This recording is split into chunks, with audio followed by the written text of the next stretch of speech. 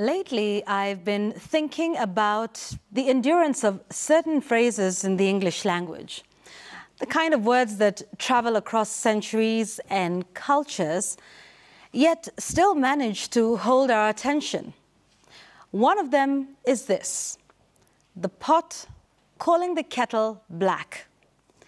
Its earliest trace can be found as far back as 1546 in John Haywood's Proverbs, where he wrote, "The pot calls the kettle black, but both are black at length."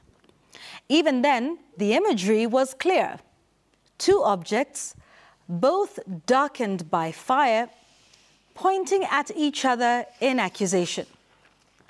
The saying resurfaced in Cervantes' Don Quixote in 1620, translated into English by Thomas Shelton.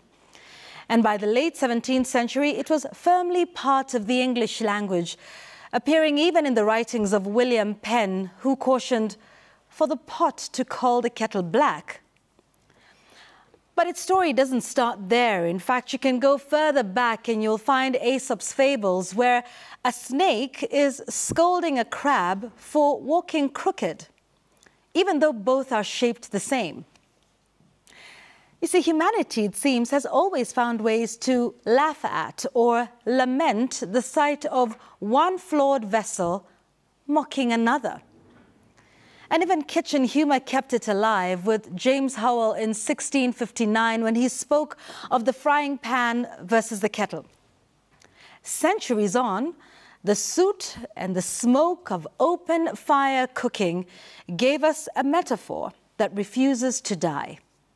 And perhaps it endures because hypocrisy endures.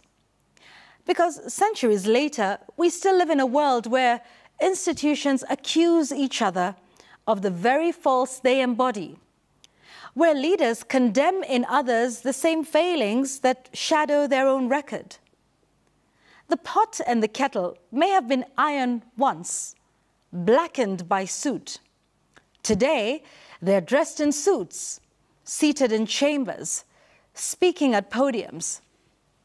But the story is the same.